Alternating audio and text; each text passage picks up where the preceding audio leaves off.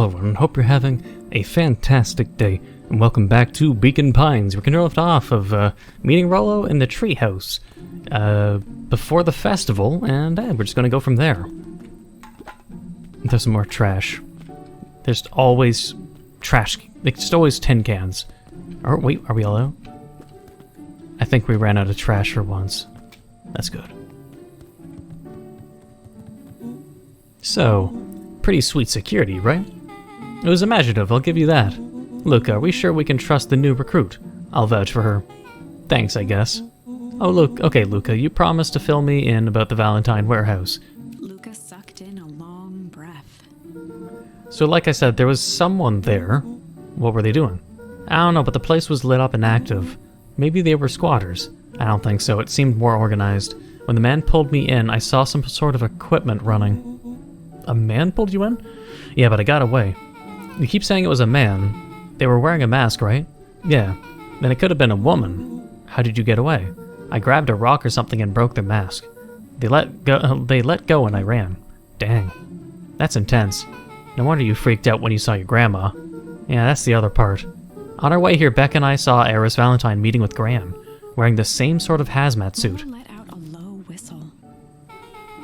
And they weren't there for idle chit-chat. It was a proper clandestine meetup. So let me get this straight.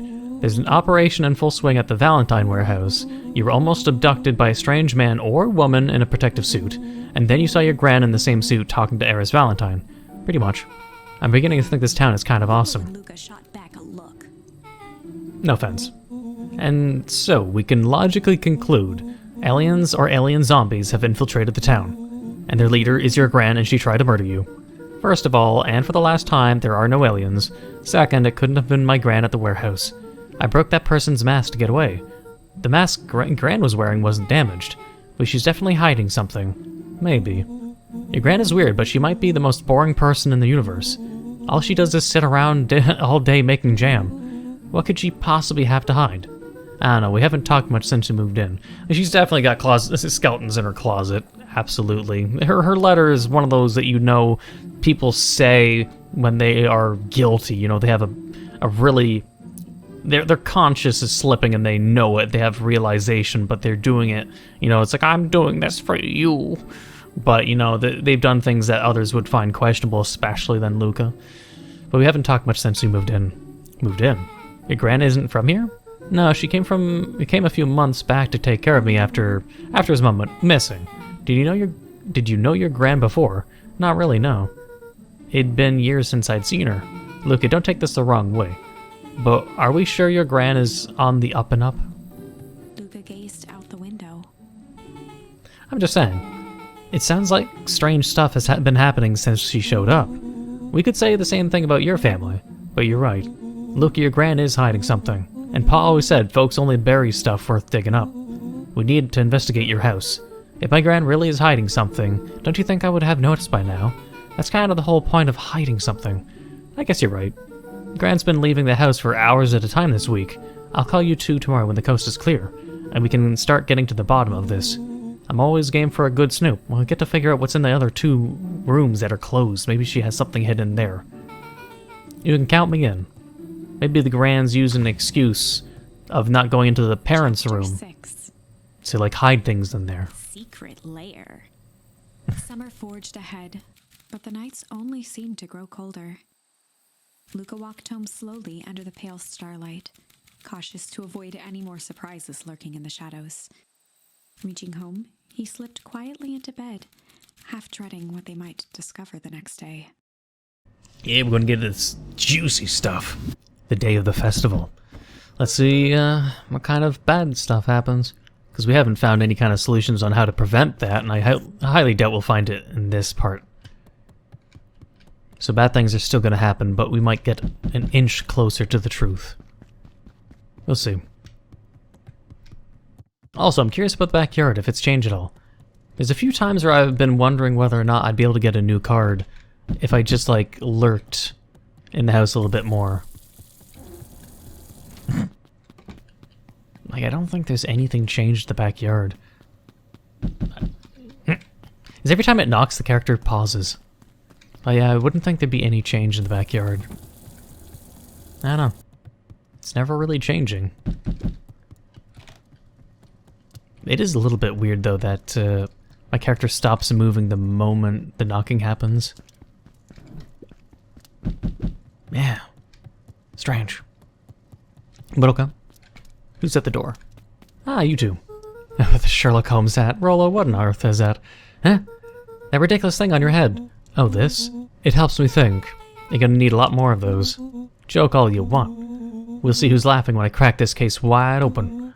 The coast is clear? Yep, whatever she's been up to this week, it's been keeping her busy most of the day. Very well. The game is afoot. Luca and Beck rolled their eyes as Rollo strutted across the room. If I were Gran, where would I hide my deepest, darkest secrets? Perhaps where you might least expect it. Rollo flung open the cabinet with confidence. I already opened that. Aha! He coughed as a veil of dust hit his face. I think it's safe to assume anything that dusty isn't what we're looking for. Or maybe that's what she wants you to think. Then again, any good detective knows not to trust their first hunch. First hunches are for suckers. Hey, don't tell me you're gonna go to that... Oh. Eureka! She's lit a fire in order to burn the evidence. She keeps that fire going every day, Rollo. Drat, it may already be too late. Just think of the mounds of documents lost to ash. Okay, I'm gonna stop you right there. Can we just think for a moment? Luca, is there anywhere Gran doesn't want you to go? Yeah, the closet upstairs. So maybe it stands to reason that we should check there first. No dice, it's locked. Well, well, well.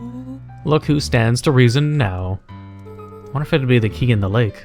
And I have no idea where the key is. If it really is important, then she probably keeps it with her. Anywhere else? She has her berry bushes. Who has ever thought, I'm going to take this important thing and huck it in a bush? True. Anything else? Maybe something out of the ordinary? Well, she is always worried I'll break her fancy dishware in the kitchen. But it doesn't matter anyway, I can't reach the latch. Realization crept onto Luca's face. All three kids snapped to glance at each other, then sprinted in turn toward the kitchen. Okay, let's not break any of the dishes then. Alright, Rollo. This is your time to shine. Ah, yes. You've called upon my expert detective skills. And now I shall proceed with... Before he could finish, Luca scrambled up Rollo's back. Hey, this isn't my idea of detective work. Every squad needs a good lockpick, and every good lockpick needs a sturdy head to sit on. This is beneath my standing. Stop complaining and hold still. Got it. The three crowded around the hutch to peer in. With the glass doors opened, a perfect porcelain display gleamed in front of them. Their eyes searched for anything amiss, but the only distinct feature was its impeccability. Behind them? Well, that was anticlimactic. Yeah. I don't really know what we were expecting. Maybe a hidden drawer, hidden cabinet. Like, oh hey. Let me just yank on this random teacup and... Pulled on one of the teacups.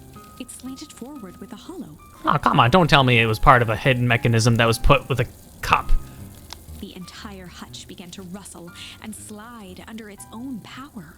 I mean, suspiciously what I hadn't seen is there are scratch marks on the floor to the right of the cupboard, which is very strange being how old the house is. Seems like your gran has been doing some remodeling. Dude, only two types of people have secret layers. Evil masterminds and superheroes. So which one do we think she is? We're about to find out.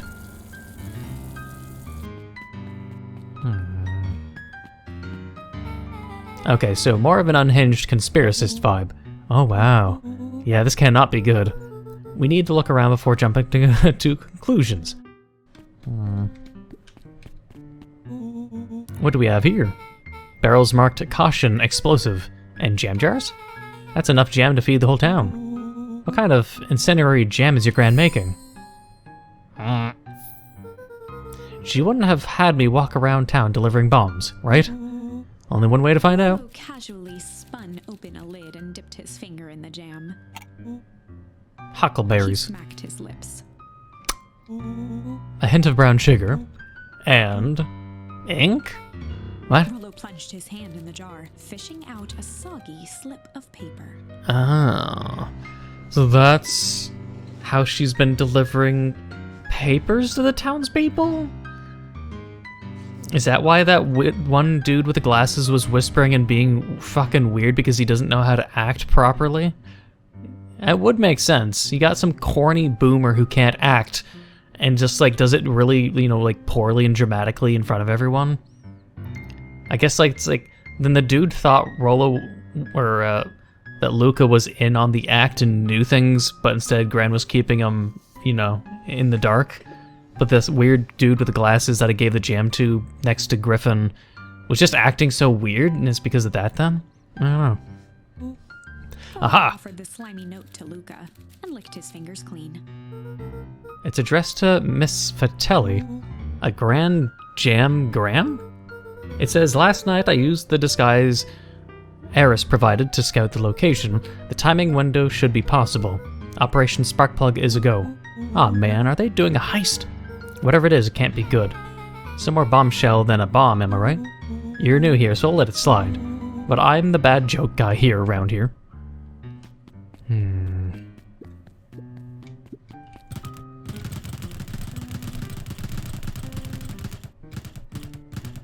You're telling me there's no card with this? With Luca's punching skills?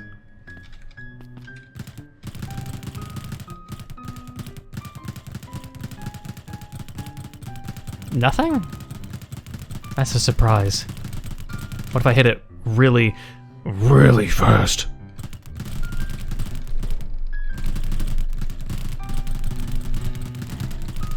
Well, it's not doing anything, I'm afraid. Might have heard my keyboard going A spider web of string connected photos of people from the town, interspersed with hastily scrawled notes. Well, she sure has kept herself busy. Is your gran a serial killer? Because I'm starting to get a vibe. Don't be ridiculous. Sure, she's just tracking movements of everyone in town, out of the kindness of her heart. She put little symbols by some of them. Yeah, Mr. Nuncreed has a check mark. The clipboards are all inside a big circle. My mom's are both on here. Both with question marks, because she's scouting to see who's on her side versus the perennials. The clipboard's obviously being circled of suspects, or people to not trust, but question marks means to be continued. Gus Valentine has a question mark. She doesn't know the alliance of Gus then. Eris has a question mark that's been crossed out. Okay, well if it's crossed out then... So that's why I guess she went to find out if the Eris is on her side or not. Mr. Kerr has a bullseye. The killer has chosen her next victim. We don't know what any of these mean. So the bullseye means Mr. Kerr is the one behind everything, Gran has deduced. That Eris is someone that was to be questioned to figure out what their stance is, and if it's crossed out and not circled, then I'll presume they've hit an alliance and they trust each other, to whatever degree. Whatever it means, it's probably not good. That's fine enough. I'd accept the theory craft I put into it. Luca jostled each cabinet drawer in turn. Only one was unlocked. He fingered through the filing cabinet, pausing at a bulging folder labeled... Bulging folder. Walter. For a long moment, he just stared at it. What do you got there?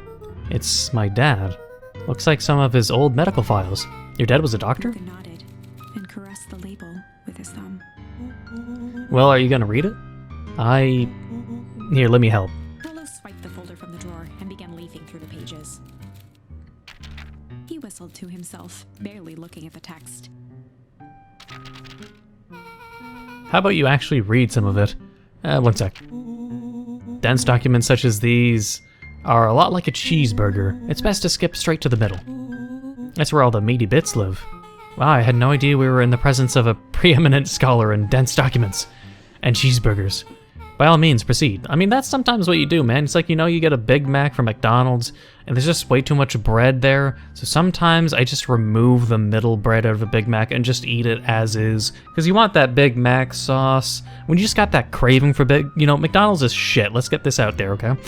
McDonald's is crap. But sometimes we all get the craving for fast food. Whether it's subliminal, you know, advertising or not, sometimes we just get that mood for soda, for fast food, maybe tacos, maybe good old cheeseburger, and sometimes you go for McDonald's. And you know, sometimes like if I could have it so you could have a lettuce wrap that doesn't suck, maybe I'd do that. Not for healthiness, but just because there's less goddamn bread. Because it's like, out of a cheap fast food burgers, like 300 calories will always be just the damn bun. So yeah, removing it, it'll be a little bit more healthier. And you still get that flavor that you're craving. But yeah, by all means. He stopped at a page and mimed holding up a monocle. Here we are. Follow-up examination of Terrence Wilby. Patient shows further signs of paleness and malaise. Body temperature continues to drop. He now describes soreness of muscles and joints. This is similar to symptoms exhibited by Mrs. Wilby just a few days past. Still waiting on lab results from Joseph. With heightened surprise. See, creepy. Yeah, it's kind of disturbing. Who's Joseph? That's Mr. Nunscreed's name. Wait. Willow's finger traced across the page. There's more scribbled on the margins. Could be contagious. Mr. Wilby claims the tap water at his home has been contaminated, perhaps environmental. Lab results only raise more questions. It's like he came back to this report later and made those notes, so it might be related to something else. Through several more pages. Here, the writing looks shaky. I just couldn't help her. This disease, or whatever it is, progresses so fast, and with his wife passing, Terrence's condition follows close behind, exacerbated by the loss. Enough is enough. I need to take matters into my own hands. Luca, staring blankly at the cabinet this whole time, spoke softly. What does it say next? Willow rustled the folder, trying to loose more pages. That's where it ends. What? There has to be more. Luca frantically shoved the remaining cabinet. That's when he got assassinated? Trying to find another labeled Walter. Luca, I think that's the only one. It's alphabetical, see? What did he mean, enough is enough? How did he take matters into his own hands? This is bullshit. Slammed the drawer shut. Gonna presume, yeah. That's why Luca's father died.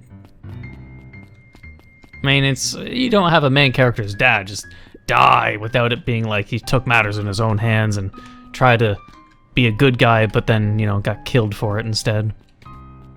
They crowded around a worn-down old map of Beacon Pines. Cool, this looks like a treasure map. Not every old map is a treasure map, Rolo. Yeah, but every treasure map is an old map. Can't fault that logic. Look, there's even a pathway drawn on it. It starts at the entrance of town, and if we follow it... Carefully traced the path with his finger. It leads right to... He jabbed down at the end point. Town Square? That's the fountain in the middle of town. What a weird place to hide treasure. I mean, like, something... The thing that's buried under the town is under the fountain? Oh, that doesn't look like a treasure map to me. The end of the path on the map has the same symbol as these explosives over there. So it's not hiding treasure. A real bummer. Rolo, what's the thing you've been excited about for the past month? Festival. Gulp. Did you say gulp? This feels like a gulp kind of situation. Everyone will be gathered near the center of town. She's gonna blow up the festival. Not if we stop her. Yeah. What was that? Luca looked up from the map. What was that? No, I heard it too. That was the front door. Which means someone just shut the door. Which means someone's upstairs! Shh, quiet. Hit the lights. Beck flicked off the light, and they became statues in the dark. The secret door is still open! Overhead, creaking floorboards bent under slow, deliberate steps. The kids looked up, the tilt of their necks following each footfall.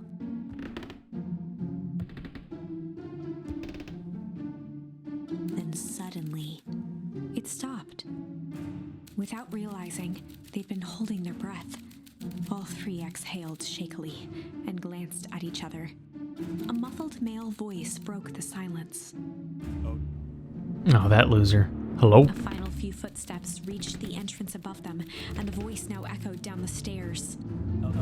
Anyone down there? The three kids shuffled to the corners without a peep. As he began to descend the stairs, the man's voice punctuated every new step.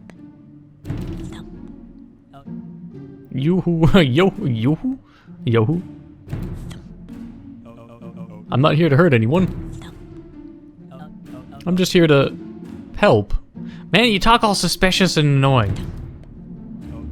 Just... At the bottom step, the man paused, squinting to search the room for signs of life. Huh? Guess it's nothing. Shifted suddenly.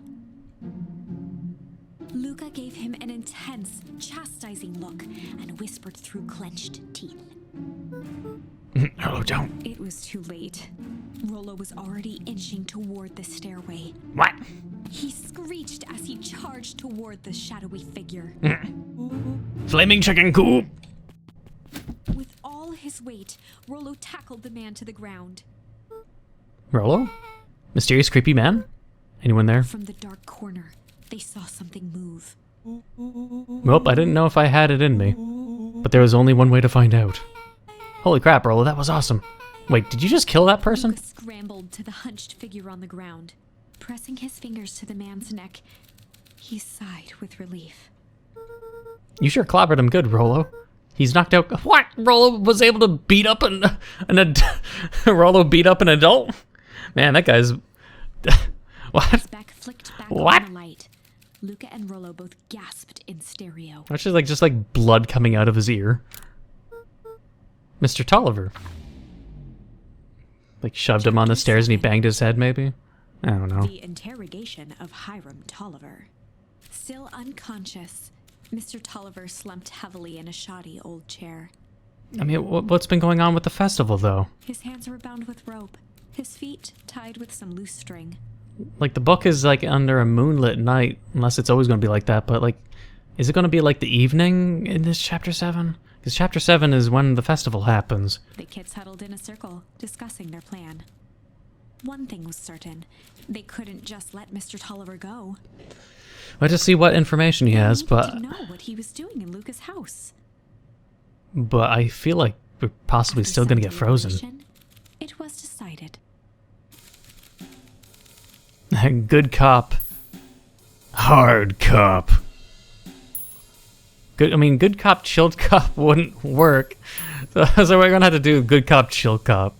I mean, it's supposed to be good cop, bad cop, so obviously we're gonna mess around and say, good cop, chill cop, let's mess it up. They'd run the We'll ruin it. classic good cop, chill cop interrogation. He doesn't look like he's tied to the chair, but we'll assume he is. I'll handle this, just gotta play it cool. Luca walked calmly to the light switch, flicking it off and on a few times. Mr. Tolliver shook his head, gathering his wits. Golly, I sure got my bell He rung. looked over to find Luca, who returned a calming grin. Sorry, Mr. Tolliver. This was all a big mistake. Luca, what's going on here? Why do you have me strapped down? No one's fault, really. Rollo just got a little startled. Rollo's here. Rollo and Beck emerged from hiding to give a timid wave. Well, alright. Mistakes happen. You kids gave the whole haram a good scare. Let's just get out of these ropes and call it even. Luca glanced over to Rollo and Beck, who replied with skeptical looks. Mr. Tolliver, why are you in my Gran's basement? I'm here to help, of course. Help with what? What's my Gran up to? If you'll just cut me loose, I can show you. How do I know we can trust you? Mr. Tolliver exhaled with disappointment. Luca, have I ever done wrong by you? No. And since your Gran moved to town, haven't I been nothing but welcoming? Yeah? So why would I turn my back on your family now? Man, that's not good. It sounds like an innocent man's talk, but at the same time, it's always the suspicious, coercive talking I don't like. It's just, all this stuff seems pretty weird. A board with names of people from town, an archive of my dad's old disturbing patient He notes, gestured to the corner. barrels of explosives. I can explain everything. You just need to untie me. You kids deserve an explanation. Uh-huh. Luca looked looked again to Rollo and Beck. This time they shrugged. Luca began to slowly loosen the bindings. Mr. Tolliver gently rubbed his wrists. I wouldn't think he'd run, but still. I don't like being like, oh, just untie me, then I'll answer you. Be like, no, answer my questions first. We're doing the interrogating. What happened to the chill talk? I guess this is him being chill, I guess. Instead of being hard cop. That's a good lad. This will all make sense in time. Imperceptibly toward the stairs. Oh, you motherfucker. Don't you dare. You see, this town has secrets, Luca. A very dark past indeed. Before the kids had even noticed his movement, Mr. No! Tolliver was at the light switch. You're not sneaky. A past that must be brought to... Punctuated his final words by flicking the switch and rushing up the stairs. Light. Son of a... Darted to the wall and turned back on the lights. It was too late. Come on, come on. A guy like that would not pull a fast one. Rollo confirmed what they all heard. He just locked us down here. Mr. Tolliver's muffled voice came from behind the door. I wasn't lying, you know. This is for your own good. You kids just keep tight down there, and let the adults They handle looked this. bewildered at each other. Play it cool, huh? Not now, Beck. Yeah. They heard the staccato thump of quick steps exiting the house. The kids looked down in resignation. This isn't how it goes in Hank Atomic. For some reason, they'd always assumed it was up to them to save their town. Luca opened his mouth, hoping to conjure some magical words to make this right. Only a hollow croak escaped. The end. Wait, what? The end? We're just... Well, we certainly aren't going to find a grand resolution to our tale locked in a basement. Back to the drawing board. Well then. I mean, I guess they don't want to overuse the fact that they'd be stuck in the basement and then probably frozen. They're just gonna not reuse, I guess, the same thing. I guess it's smarter. But alright, let's continue. We will press. Ah, look at this new picture. Cute. Yeah, pointing at a little paper while the guy's dazed in the chair. But alright. Hard cop. They'd run the classic good cop, hard cop interrogation. This'll go Rollo smoother. brandished a steely gaze. I've got this. Read about it 100 times. No one tying him so Slided easily. past the chair which propped up the slumping Hiram Tolliver. A Hiram. Without even looking at his I was calling him Haram. began with a long, blustery drawl.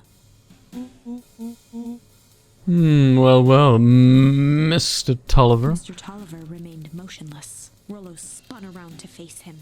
He'd clearly expected to rouse Mr. Tolliver with his booming voice. Mr. Tolliver. Beck and Luca gave each other an unsure glance. Rollo slammed his fist on the table. I said, Mr. Tolliver! He grabbed the table lamp and beamed it onto the unconscious face. Mr. Tolliver groaned and slowly lifted his head. He recoiled with a muddled, weary squint. What in the world? The chair wobbled as he attempted to straighten up. Who? Who's there? Mr. Tolliver could only make out rough shapes through the glaring light. With a gruff tone, Rollo hoped to both conceal his voice and intimidate. I'll be asking the questions here, punk. Now hold on, let's just calm down. Oh, I am calm. Calm as a carrot in dirt. As for you, looks like you're sweating. The full expression on Beck and Luca's faces transformed into awe. We can do this my way, or... Well, let's just say I've never needed another way. Rollo, hitting his stride, was now channeling every detective trope his memory could recall. He slammed the table again. Now dance! What? I don't even... Tolliver's voice became desperate. He was nearly in tears. If you've tied me down, how on earth could I dance? Dance with your mouth, punk. Spill the beans! What are you doing poking around this house? I'm here to help Juniper. To make sure everything's ready. Oh, so you're in cahoots with Graham. Graham. Mr. Tolliver was in a daze, now more confused than ever. Gonna help her blow up the festival, eh? Blow up the festival?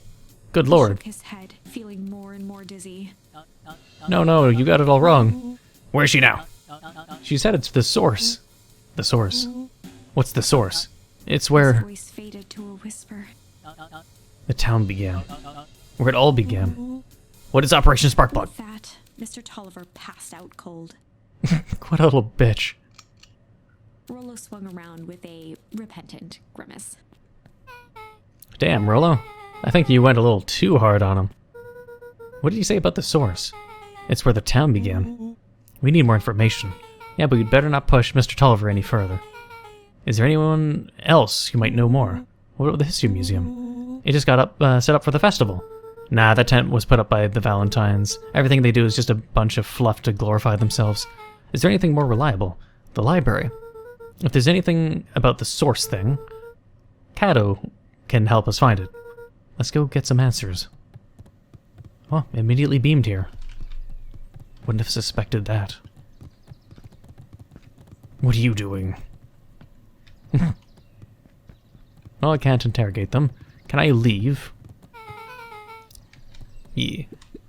Alright, what do you know? This is a dang nice library. Thanks, we worked hard on it. Aren't you a little young to be a librarian? Oh, Cato hung out here so much eventually they gave him a set of keys. I just keep an eye on the place for Mrs. Novak sometimes. They got you working for free? It's quiet and I get access to all the books I can read. What more could a person want? Fair enough. What can I do for you all? We need a favor. I already told you, and Rollo, I can't put you any higher on the wait list for the next atomic egg. And if you're here with more candy, I'll have you know I can't be bought. Call it a personal code of conscience.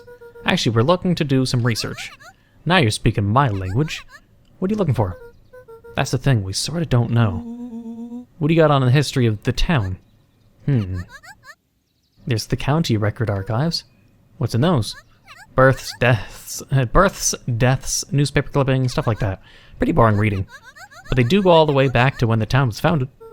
Great, we'll start there. Chapter 8. We're on chapter 8? Well, 6 feet under, 3 towns over. like, the festival's still today, The right? kids spent the rest of the afternoon combing through dusty piles of old county records, desperately searching for anything that could help them make sense of Mr. Tolliver's cryptic utterance.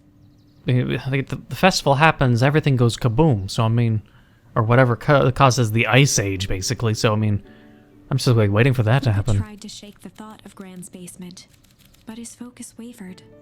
Explosives, messages hidden in jam, dossiers on various town figures, and a corkboard threaded with photos. Gran was the only family he had left. He still couldn't bring himself to believe the worst. But the old map with the symbol of explosives in town square made that difficult. As the sun began to set, the kids were no closer to the truth. That's what I'm saying, like, it's if they're saying the afternoon's almost over, and Gran gave Luca dinner, and after that point, in the evening is when him and Rollo went into the treehouse and everything basically ended. So we're getting close to it. We're probably just a few hours off in game time. If I have to read any more records, my eyeballs are gonna pop. We have to keep digging. If I dig another word, I'm gonna end up in one of these asinine death records. Rollo Cotter lived a full and wonderful life, till he read so much boring crud that his brain oozed out of his ears. Shut his book with an assertive nod. If you've got a better idea, spit it out. You sound like my sister. Keep pushing your luck, pal. And it won't be boring county records that kill you. I'll put you in the obituaries myself. Muttered under his breath. You're a county record. Really, that's the best you've got. When I'm done with you, you'll be the footnote in history. Just like... Slammed her finger down on the open page before glancing down to read. J. Hartford here. I'd love to see you try. Hey. We're a little tired here. Let's take a minute and... Something tickled the back of Luca's mind. Wait, what was that name back? In the obituary? J. Hartford. From the Brookville Tribune 20 years ago. That can't be right. What is it? J. Hartford. That's my grand's name, Junifer Hartford. Maybe there are 2 J. Hartfords. Mrs. Hartford is survived by her young daughter, E. Hartford. My mom's name is Eleanor. Okay, this is getting creepy. If your gran is 6 feet under, 3 towns over, then who am I living with? Question hung It's not the in real air. gran? It's either she had to fake her death to make it so everyone in her family are the people that assassinated Luca's dad. I'm presuming he got assassinated, let's be honest here. Mom's missing, maybe, I don't know, like in the shadows, working for the company or trying to sabotage, or was experimented on, who knows. But, yeah. It's either fake Gran or just fake dead Gran. Gotta close up for the night. Beck rubbed her eyes. How late is it? Almost 10. Oh crap, Pa's gonna kill me. I gotta go. Yeah, my parents will be worried sick. Okay, let's meet up as early as we can at the festival tomorrow. What are you gonna do about the unconscious man in your basement? I'll think of something. Is it the day before the festival? Oh. Luca's heart was pounding as he approached the house. If he was lucky, Gran, or whoever it was, hadn't gotten back yet. And of course, there was Mr. Tolliver tied up and unconscious in the basement. Dealing with him would be the first order of business. Luca shook out his arms to calm his nerves before entering. He held perfectly still, tempering his breath, and listened closely. She was asleep. His only hope was that she hadn't found Mr. Tolliver before dozing off. Yeah, I'm sure if that were true, she'd be, like, waiting. Well, I'll just presume they closed the door, but, let's just do a little investigating up here first.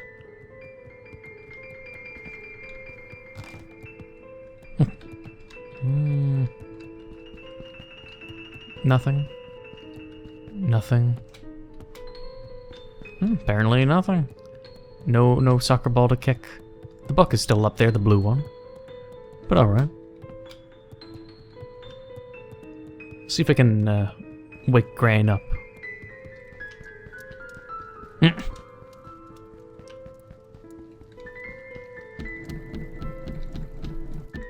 Well, she's a heavy sleeper. That much is certain.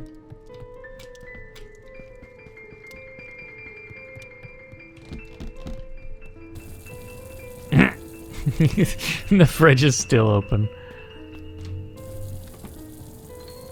Angie, yeah, the bookshelf is still open. We didn't close it. Okay. Uh-oh. He escaped. Oh no. Mr. Tolliver was nowhere to be seen. Maybe he woke up, escaped from his bindings, and left without a trace. Gran knew everything. What do I do? Luca's hungry stomach groaned. Not realizing it, he'd gone the entire day without eating. Okay, I can figure this out. Just need a little brain food. Luca rushed over to the pile of jam jars, unscrewed one, and shoveled a handful into his mouth. A handful of jam? I'm afraid your jam delivery will be delayed. The lid to read the label. Mr. Nuncreed. Oh, why are you eating his? His is probably, like, spoiled or something. Okay, now I can think. So if Gran knows we tied up Mr. Tolliver, I'm screwed. If she doesn't know, then I need to play it cool. I guess the only option is go to bed and act as if nothing is wrong. Gran will think Mr. Tolliver finished what he was sent to do and left when he was done. Except she's going to be up here as soon as I walk up the stairs. Let me see if there's anything I can inspect down here. Give me a card!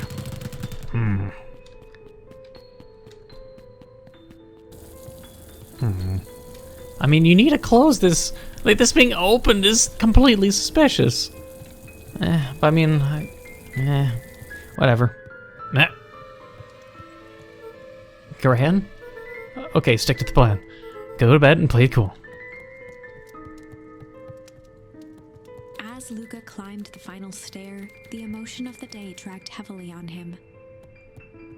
With each consecutive step, his legs weakened. His stride began to falter. He tried to grab for the railing to steady himself. Something was wrong. Come on, legs. Just a few more steps. Luca groaned and tried to move. What was in the jam? His limbs might as well have been bolted to the ground. So Juniper, like, drugged Nuncreed's jam with some kind of, like, I don't know, something. Through numb lips, he mumbled just before falling asleep. The germ.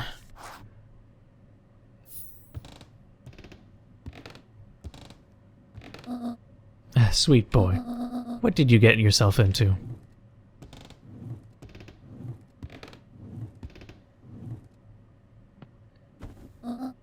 Rest now and let me handle everything. How long's he gonna be passed out for? Chapter 9. A speech to end all speeches. Well, that sounds foreboding. Luca awoke to find himself face down in bed. He moaned into his pillow. Why would Gran drug him? Was Gran to drug him? That was Nuncreed's jam! That's why would Gran drug Nuncreed is the question. Or rather, why was she trying to drug Mr. Nuncreed? There we go. Because he's weird.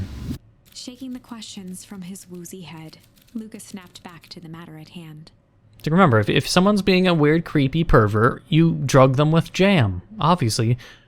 And P.S. don't do that for real. Like, I'm not telling you to do that kind of weird thing. That's probably a crime.